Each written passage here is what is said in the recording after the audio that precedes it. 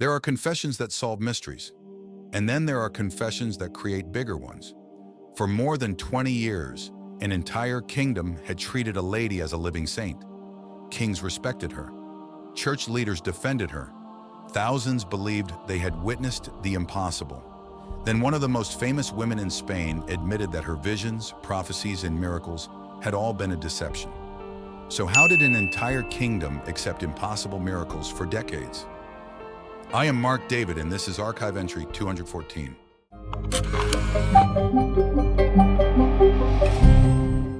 In 1543, one of the most famous women in Spain made a confession that should have ended every mystery surrounding her life. For more than 20 years, people had traveled across the kingdom to see her. They believed she could predict the future.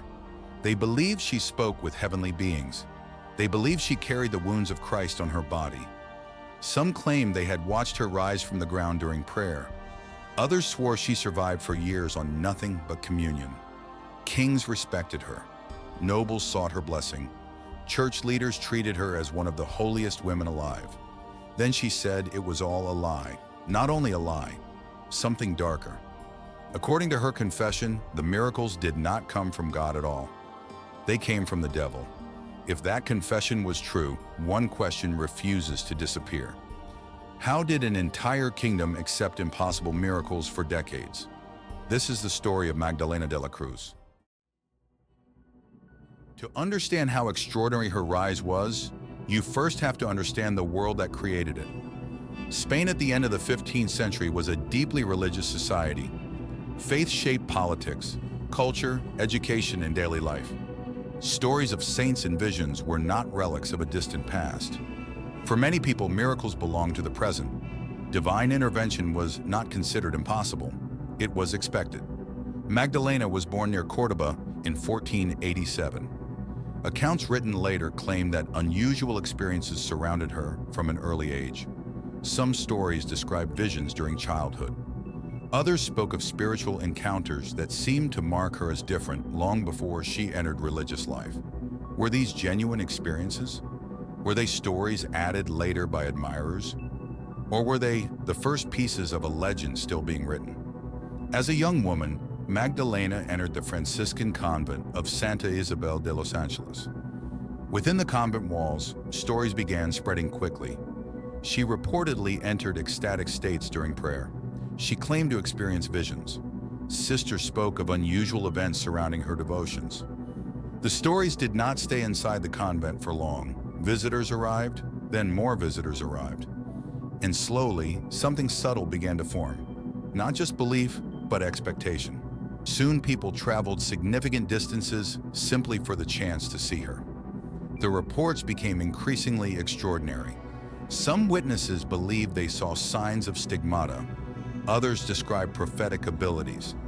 There were claims that she knew events before they happened. There were stories that she could reveal private sins without being told about them. And then came perhaps the most astonishing claim of all. Many believed Magdalena no longer needed ordinary food.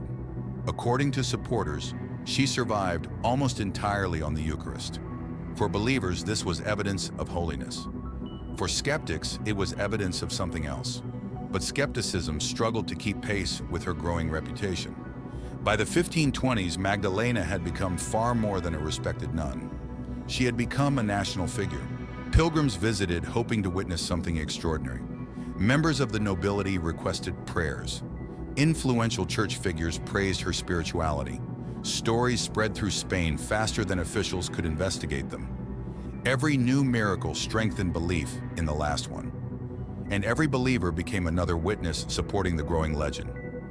And at some point, something quietly shifted. People were no longer asking whether Magdalena was holy. They had begun asking how holy she was. That distinction matters, because once a society accepts a conclusion, evidence often begins flowing toward it rather than against it.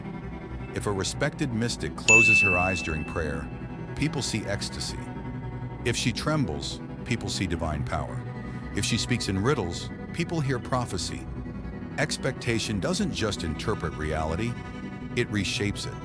But even then, could expectation alone explain everything? Reports surrounding Magdalena continued becoming more dramatic. There were claims of levitation, stories of supernatural fragrances filling rooms, accounts of miraculous healings, rumors that she appeared in more than one place at the same time. Today, these stories sound impossible. Even in 16th century Spain, many of them should have sounded impossible. And yet people believed them. Not a handful, not a small circle, thousands. And that creates a disturbing question. How could one person maintain something like this in front of so many witnesses for so long? Because deception usually collapses under its own weight. Too many eyes, too many contradictions, too many chances for the story to break. But Magdalena's story did not break, it expanded. In 1533, she became abbess of her convent. Her influence had reached its peak. She possessed authority, admiration, and protection. If her miracles were fabricated, she had achieved something almost impossible. She had convinced an entire kingdom. Yet beneath the surface, doubts had already begun to appear. Not everyone accepted her claims. Some religious figures remained cautious.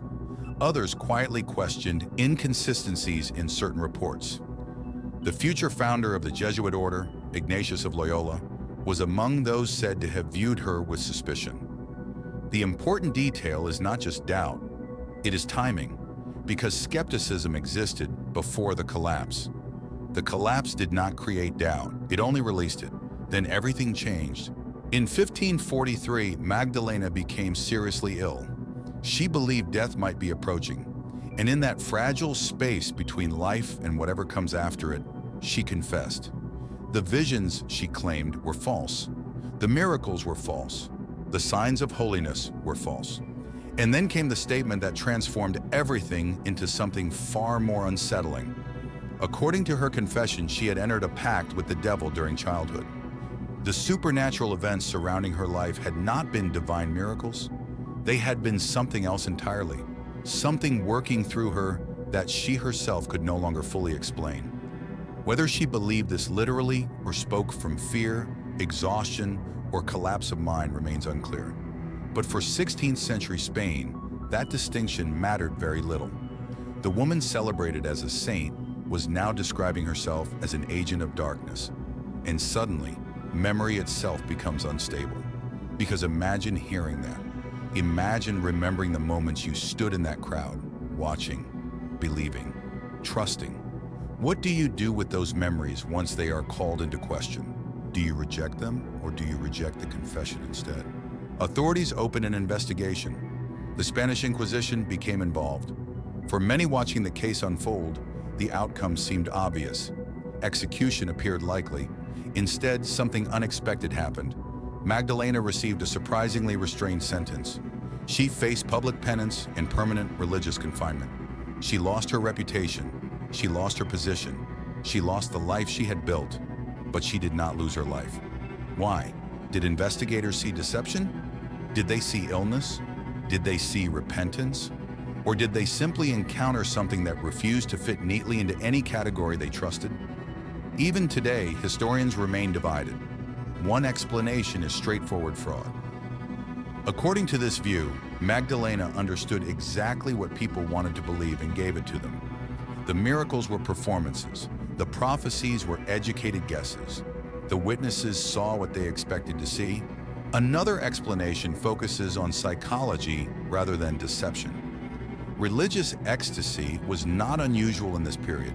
Intense fasting, isolation, pressure, and devotion can create experiences that feel completely real to the person living them. Perhaps Magdalena believed at least some of what she claimed. A third possibility moves away from her entirely. Communities can reinforce extraordinary beliefs through repetition. Once enough people accept a story, disagreement becomes increasingly difficult. Witness testimony begins shaping future testimony. Expectation reshapes observation. Memory slowly adapts, but one explanation never fully disappears. Some believe the witnesses were not wrong. The miracles happened. What changed was only the meaning behind them. Not divine, something else. 5 centuries later, the case remains suspended between history and uncertainty. The records exist, the confession exists, the investigation exists, and so do decades of testimonies from people who were absolutely certain they had seen something impossible. Perhaps Magdalena was one of history's greatest deceivers. Perhaps she was a victim of belief itself. Perhaps she believed every word she spoke.